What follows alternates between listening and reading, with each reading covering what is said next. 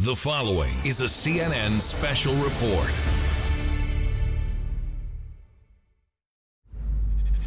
This is the North Korea you know.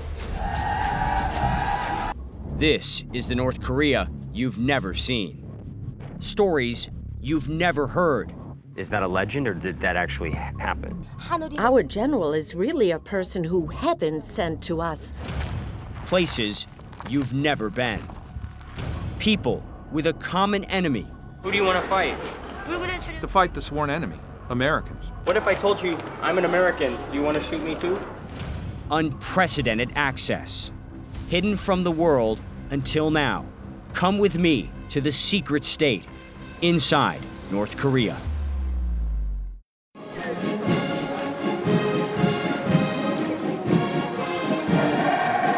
North Korea, a nation holding its nuclear sword over the U.S. and its allies, threatening to strike at any time. A society in a constant state of readiness for war.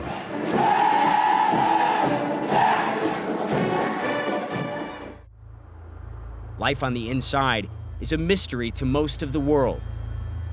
I've reported from North Korea more than a dozen times over the last few years. Each time, we open the door a little more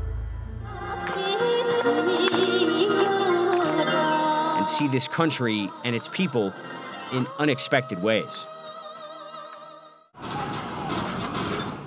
Just like this. Yup, even in North Korea, kids love video games.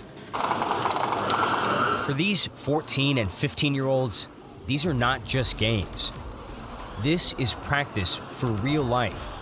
Most of these boys, and a lot of the girls, will spend their first years of adulthood serving in the Korean People's Army, just like their parents and grandparents before them. What do you like about this game? Killing the enemy, Hitting the enemy? Who's the enemy? Americans. This hatred of Americans stems from the Korean War. North Korea contradicts Western historians, saying that America started the war that killed millions of civilians and divided the Korean peninsula. Who do you want to fight?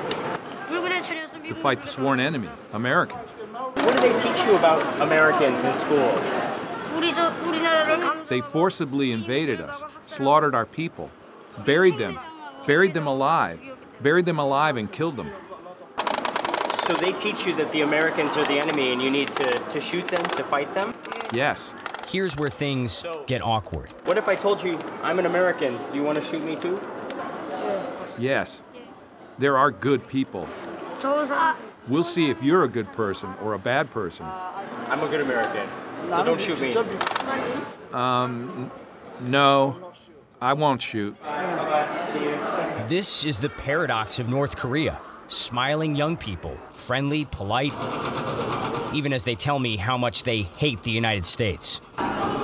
From their earliest years, these children are told America could attack at any time, told they must prepare for the next war.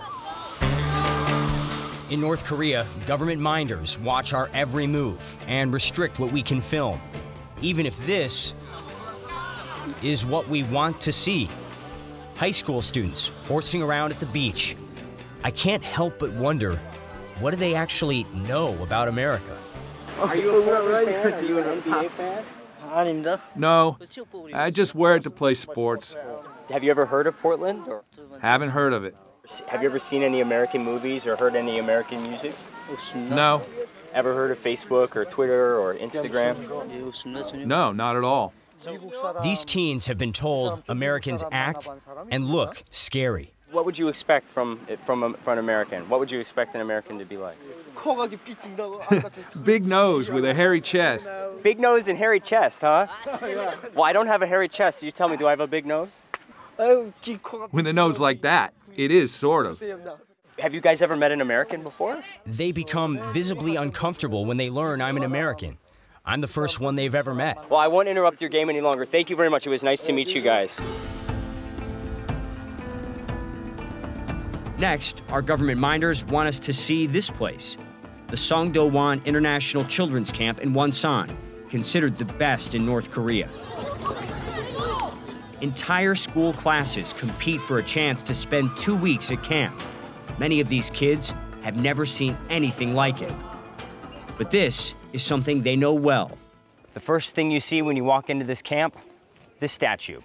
Everything here, just like everywhere else in North Korea, centers around the leaders.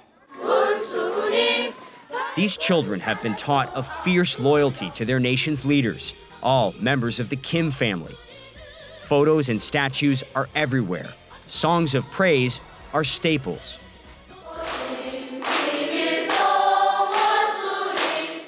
Even at this birthday party, students sing about the leaders. He gives us more love than even our parents can give. Why do you consider your leader Kim Jong-un like your father? He's affectionate and more caring than my own parents. He gives us more love than even our parents could give. Chae Jin-song, who just turned 14, says his own parents can't afford to give him a meal like this. Many of North Korea's 5 million children come from towns and villages where the basics, electricity, clean water, nutritious food, are not always available. I declare I will become a true member of the Children's Union who studies better in order to repay the love of respected leader Kim Jong-un. These young people are the future of North Korea, an entire generation brought up to worship their supreme leader. No skepticism, no dissent, no questions, only loyalty for life.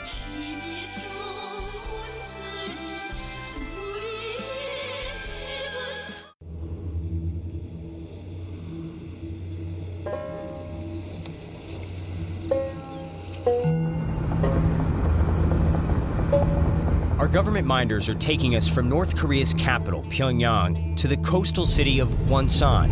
Our 125-mile journey on this bumpy road takes almost 5 hours.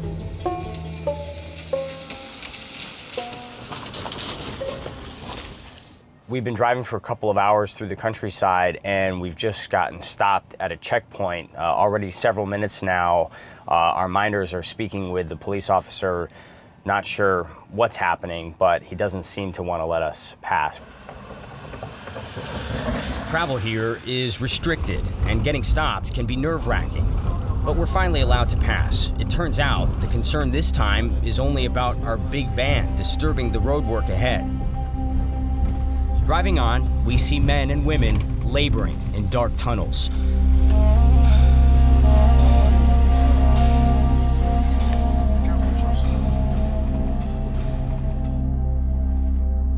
Much of the North Korean countryside is undeveloped, with very little infrastructure. But that also means the landscape is relatively untouched. And I must say, the scenery is striking. Majestic mountains, thick forests, and this seaside city.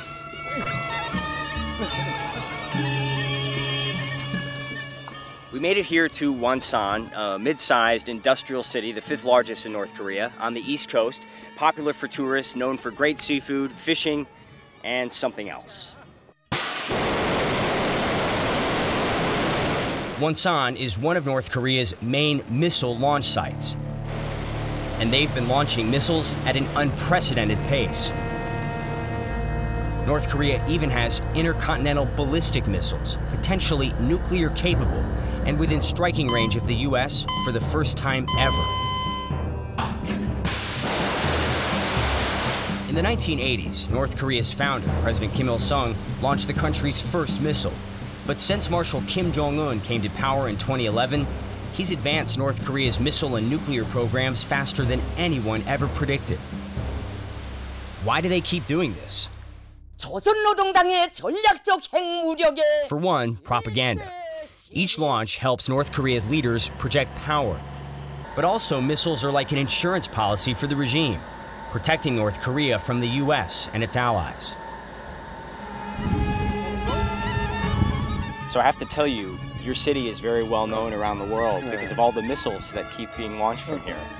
Have you ever heard the missiles? 네, 봤습니다. Of course. Wham! We see it going up. 올라간 거 다 봅니다. Kim Un-taek has lived here in Wonsan his whole life. As a North Korean, when you see these missiles in the sky, what message does that send to you? 긍지를 It 생각합니다. gives me great pride. So did this massive military drill along the beach, personally supervised by Kim Jong-un. Many North Koreans don't even understand why the US and the world feel threatened. 그런데 이거 지금 왜 우리가 이거 미사일도 쏘고? Why is the Trump administration constantly imposing sanctions and stuff when we are doing these missile launches, and all for our own defense capability? We're defending ourselves. Is there any criticism, anything you'd like to see your leader or your government do differently? 네? Nothing at all. I'm so satisfied. 그건 Keep in mind, during all my trips, I've never heard anyone criticize the authoritarian government. North Korea has zero tolerance for dissent of any kind. What happens to people who break the rules? The United Nations says, hidden in the hills, the country has a network of prison camps where torture and executions are common. North Korean officials deny the allegations. They do say criminals are punished appropriately.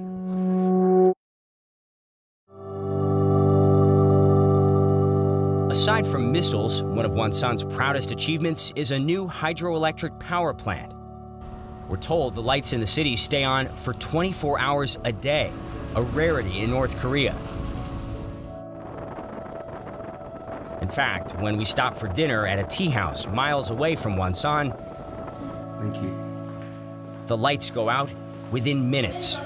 Nobody seems fazed by it. We dine on wild pheasant by flashlight. North Korea may have mastered launching missiles, but generating electricity is an ongoing struggle.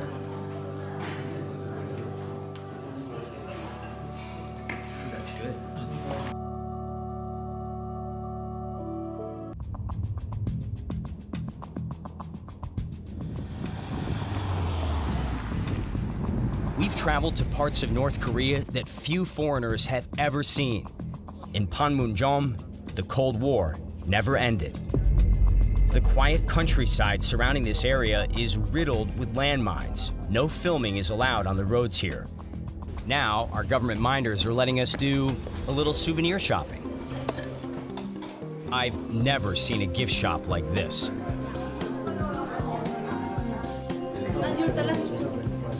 These postcards are some of the most popular items. This one reads, "We will crush the U.S. attempts for a nuclear war." This one, "To the U.S. hard line, we will counter with the ultra hard line." And you can buy them right here.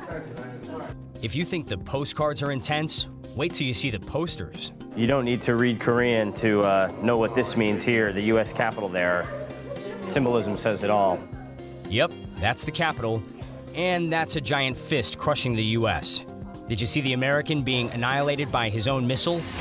I'm sensing a theme here. What makes all of this even more surreal is where we are. The Korean Demilitarized Zone, or DMZ, a place unlike any other in the world. To understand the DMZ, we need to go back to the end of World War II. The Soviets and Americans divided Korea just like they did Germany. And the Korean War set the two superpowers against each other, with Koreans caught in the middle. 3 million of them died. Technically, the war never ended. An armistice agreement left North and South Korea facing each other down across the 38th parallel, the DMZ. My tour guide is North Korean Lieutenant Colonel Hwang Myung-jin. When you actually live here, does it feel tense? Do you feel like you're on the brink of a war? I think it's not an exaggeration to say we are living at the brink of war, given that we are constantly receiving threats of war. South Korean and American soldiers staring down North Korean soldiers and vice versa. They call this the demilitarized zone, but it's the exact opposite. Both sides have masses of soldiers up and down this heavily fortified border, pointing weapons at each other. It's considered one of the most dangerous flashpoints in the world. And it's getting worse. A lot has changed since I came here back in 2015. More nuclear tests, dozens of missile launches. Does it feel more tense now? Yes, we can say the state of affairs is more tense, but it's rather the United States' continued hostile policy against North Korea reaching its peak. If you got the order right now, what would the military do? As soon as we receive the order from our Supreme Commander, we will liberate South Korea and we will turn the U.S. mainland into a sea of fire. Maybe it's time to change the subject. The Lieutenant Colonel and I are both the same age, 36, but our lives couldn't be more different. Still, we must have some common ground. What's your favorite kind of music? My favorite song is our eternal revolutionary song, the song praising our general, Kim Jong-un.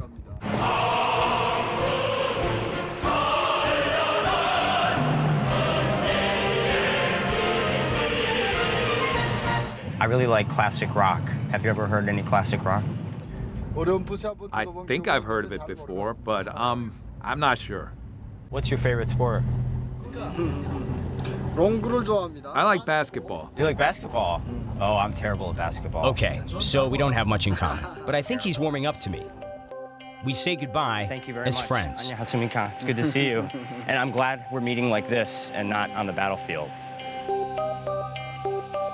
Next stop, Kaesong, the North Korean city closest to the DMZ. What's it like to be so close to South Korea, but you're not able to go? It hurts. And you've been asking about South Korea a lot. It's a place I want to go.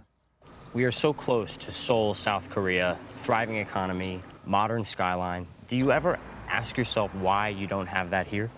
We have Pyongyang. It's been built with our own power, our own technology, our own independent economy. How can Seoul compete with that? I can't help but wonder, what would his life be like if his family ended up just a few miles south after the Korean War? Driving back to Pyongyang, I have no idea we're about to experience one of the strangest days I've ever had in North Korea.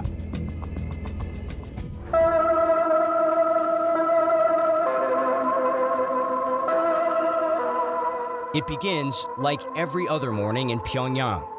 This music is the city's alarm clock, played every day, beginning at 5 a.m. to commemorate the sacrifices of North Korea's leaders. We head to the Pyongyang International Airport for the arrival of a VIP. Dennis Rodman has been invited back for another round of so-called basketball diplomacy.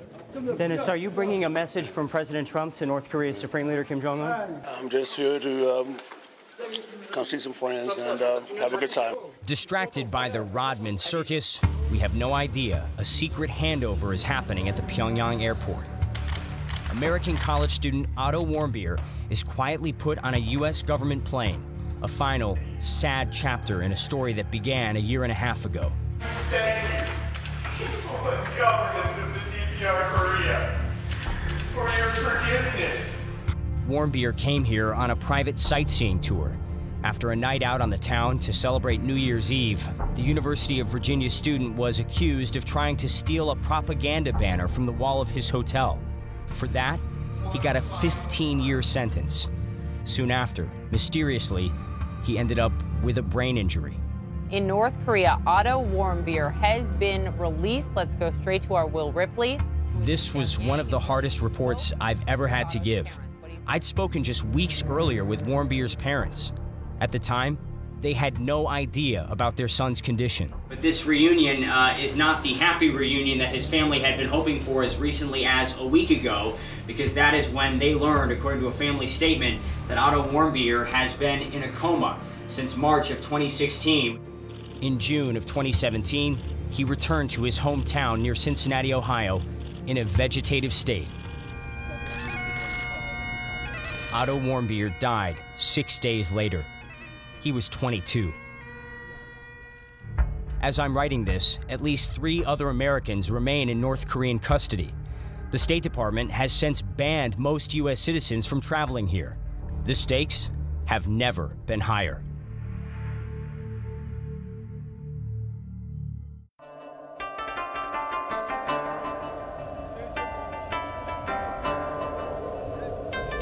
We're heading 40 miles south of Pyongyang to North Hwanghae Province, a place where people are definitely not used to seeing foreigners. Hello. Even getting permission to come here is complicated. Oh. There's a lot of discussions that are happening, making sure that we're going to the right place, speaking to the right people.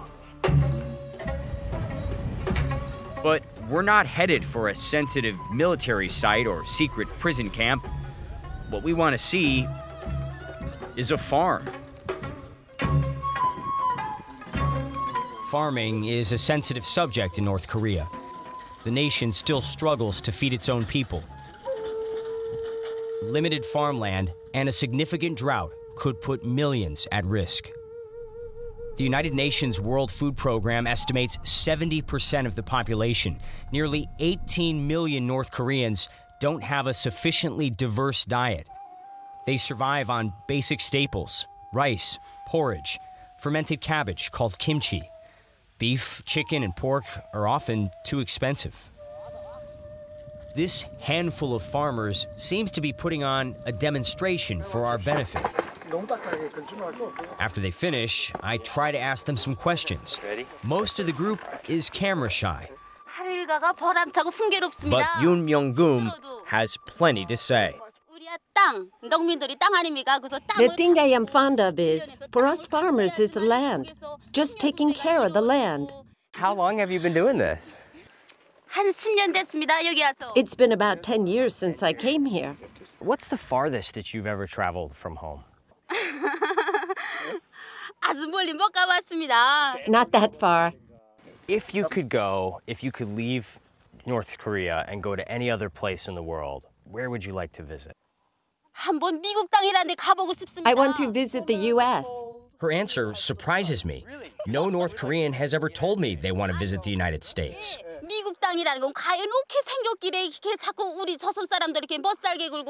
I want to see what on earth the U.S. looks like to be harassing Korean people so much. It's so hard for us right now because of it. I really curse the Americans and want to destroy their land. Now, I understand her answer. It's very nice to meet you. I wish you the best.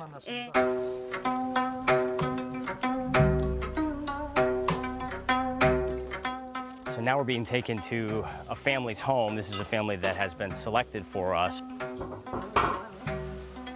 Like most families in this farming co-op, they grow their own crops in the front yard, offering to share some of their food with us. They tell me this is a typical lunch. Ooh, it's got a kick to it. It's strong. Duck eggs, bean paste, and rice, wrapped in lettuce with garlic and spices. Simple, healthy, delicious. A lot of people in the outside world think that people in North Korea still are starving. How is the food supply now? I ask about a time most North Koreans didn't have enough to eat. The North Korean famine of the late 1990s. Hundreds of thousands, possibly millions of North Koreans died of starvation. We ate tree bark after going up to the mountain for food and wondered just how long we'll have to do this, but it's not a problem now compared to that. This is all homegrown. After farming for a year, we get rice and money to live off of, which is great. This house, I got it for free. Kim Gyo-son gives me a tour. Like every North Korean living room, there are portraits of the late leaders. This is a photo of our family and the general when he came to visit. You have a DVD player here. What kind of DVDs do you like to watch? Cooking and lifestyle, new songs, movies. I watch a lot of them. Have you ever seen any Western movies? 무슨 그 외국 영화 소방 영화들 본 적은 없습니까? 우리 그거 안 봅니다. Oh, we don't watch them. We wouldn't even if we could. He does watch state TV, and he listens to propaganda broadcasts on the radio. But his favorite ritual, like many of his generation, reading the newspaper. How important is the state media to getting information about what's happening? It's very important. It gets broadcast right away to everyone through television and newspapers on that day. The reaction is amazing. So what do you know about President Trump? What have you heard about him? My opinion from reading the newspaper, I think President Trump is an impulsive person. I think he's impulsive and not calm. And so he's losing the trust of the American people. Trust, something so few Americans have in politicians and the media. But what about here in North Korea? Here, the message is tightly controlled. The leader is almost always the lead story, and there's only one source of information, the government. So you believe everything you read in the paper? Yes, we believe it, 100%. Ask anyone, and they'll give you the same answer. No fake news in North Korea.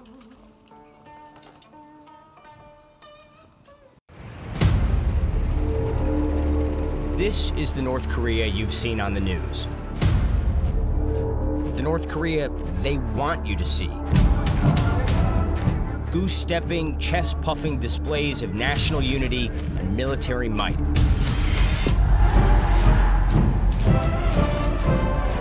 Perfectly executed by tens, if not hundreds of thousands of people.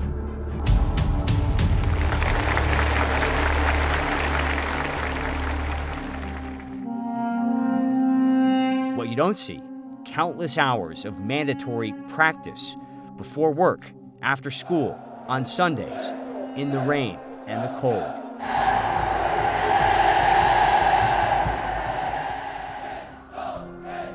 North Korea knows how to put on one hell of a show.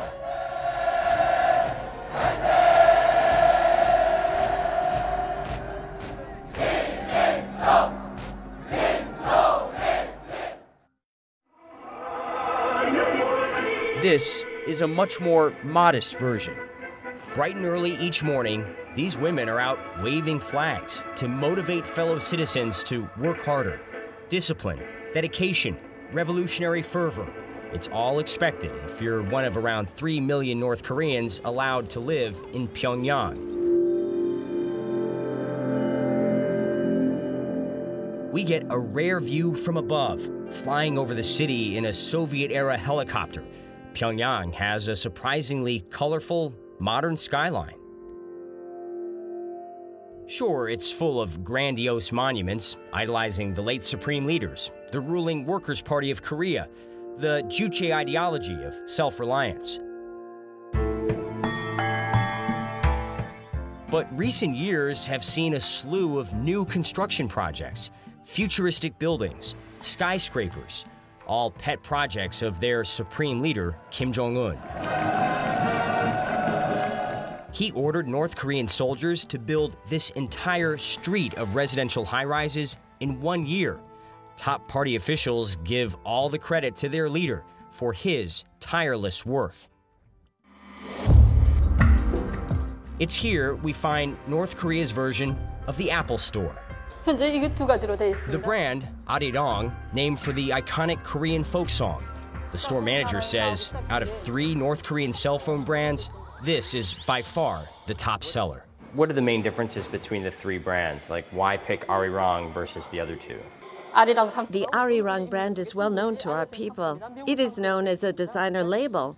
I noticed the price over there, $350 for a phone is a lot of money for anyone, anywhere. How do people afford these phones? It just means our people's living standard went up that much. We never do get a clear answer as to how people can actually afford all this. North Korea's average income is around $4 a day. Here, people are buying smartphones, tablets, hi-fi speakers, HD TVs. This customer says she loves listening to music and playing games on her new phone, including one that looks an awful lot like Angry Birds. Do you like sharing photos with your friends? Yeah. What do you like taking selfies? Yeah. That's good. I think I like yours better. North Koreans can send text messages, read the news, check the latest scores.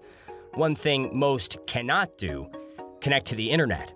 They can only access a state-controlled intranet, completely monitored and censored. Do you have anything like Google here in North Korea? Yes, we do. We have our own data search system, our version of Google. It's a search engine. The search results, only government-sanctioned content.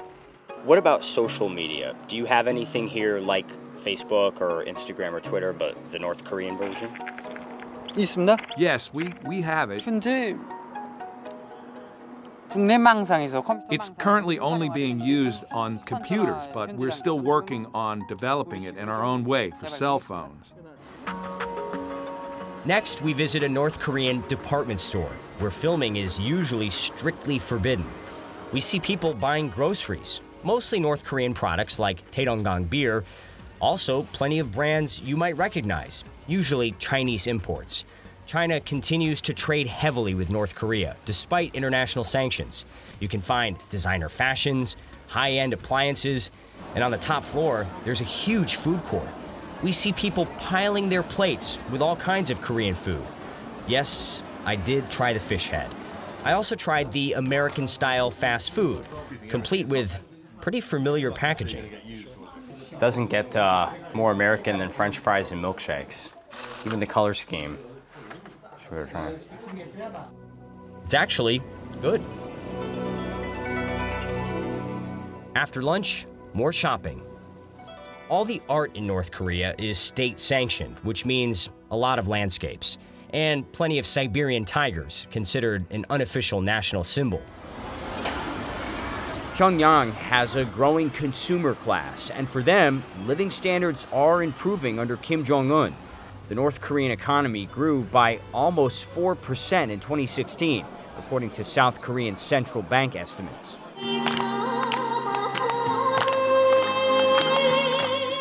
Which means people have more ways to enjoy their rare time off, like this group of factory workers having a picnic and singing karaoke.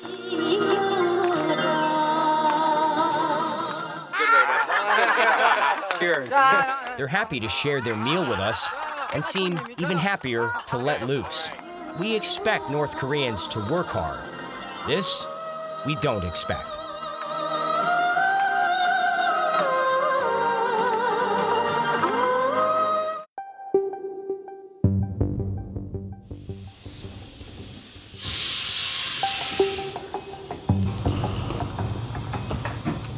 CNN has been reporting from North Korea for more than 25 years. The aircraft we're boarding today has been flying for 50. This Antonov AN-24 is part of an aging fleet of Soviet planes, operated by Air Koryo, North Korea's only airline, still flying despite sanctions, with regular international flights to Russia and China.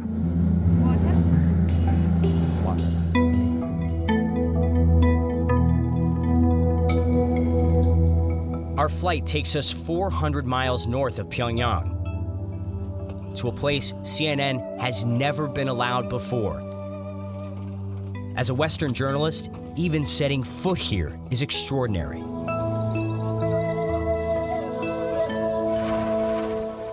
Samjeon County, right along the Chinese border, is a mountainous region.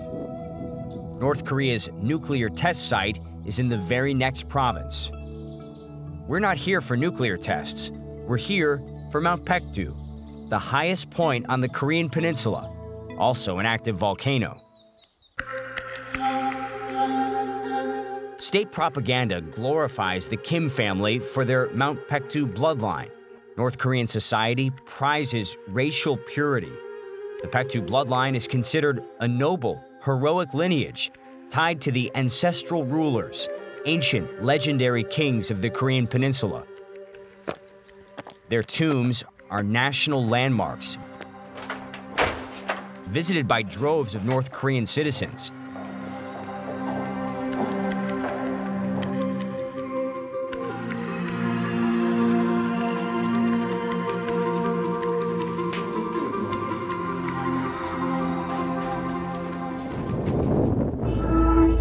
But the ultimate journey is to the mountain itself, still hours away on bumpy dirt roads. We've never been this far inside rural North Korea. Can we take pictures? No? No. We catch only fleeting glances of the groups marching by. Quick peeks at the living conditions in these deep rural areas.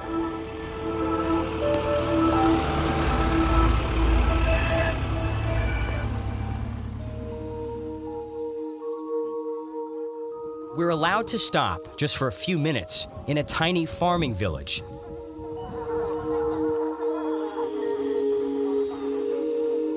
The children on their way home from school are amused. It's quite possible they've never seen anyone who looks like me. We're looking at them, but they're looking at us as well. Every time I try to take a picture of those girls, they run away.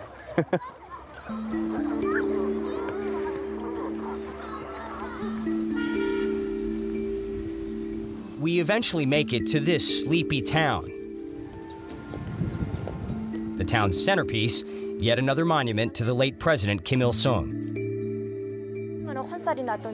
We're shown a bullet-riddled building where he led a surprise attack against the Japanese. This is a typical North Korean village. China is about 5 miles that way up over that hill. And this is a simple life out here. You don't see shiny buildings. You don't see a whole lot of new construction. You see people living a slow, simple life. Down another windy road, another site North Koreans consider sacred, a cabin near Mount Paektu. North Korea claims is the birthplace of General Kim Jong-il. Outside historians say he was actually born in Russia, but here our guide tells the story of his supposedly mystical birth. So it was really cold and the weather was not normal. But somehow the day the general was born, the strong wind stopped all of a sudden. The sun began shining through. Everything was bright and a quiet calm took over. The flowers bloomed and in the sky was a particularly bright star. Is that a legend or did that actually happen? Yes, it actually happened. It's not a legend. Our general is really a person who heaven sent to us. So he changed the weather too. It's a true story. People from the outside hear these stories and they wonder how any of this could possibly be true. It's hard to explain in one word, but our general is so great, we can't say it's only a legend. Nature actually transformed itself to announce the birth of our general to the whole world, blessing it. That's how it happened.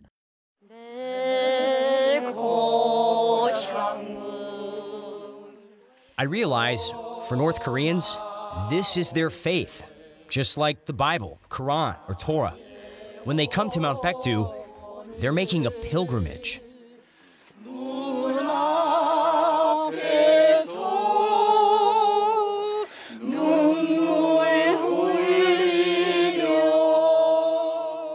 Why is this place so special and meaningful for you?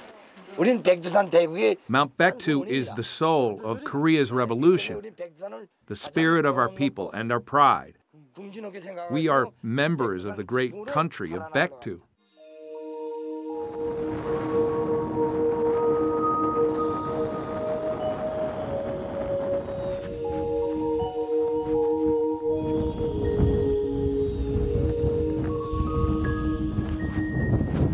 You know, in a lot of ways, this mountain is the way that North Koreans view their lives. One big tough climb.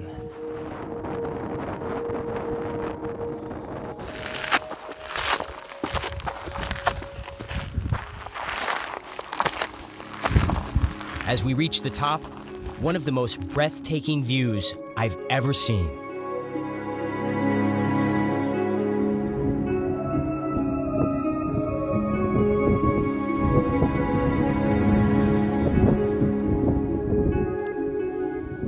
Now, I understand why North Koreans are visibly emotional when they come here. Mount Paektu symbolizes their achievements. Nice to meet you.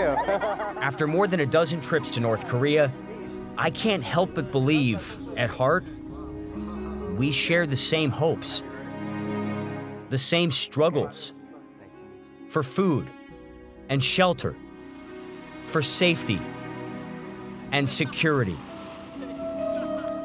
to learn and to live.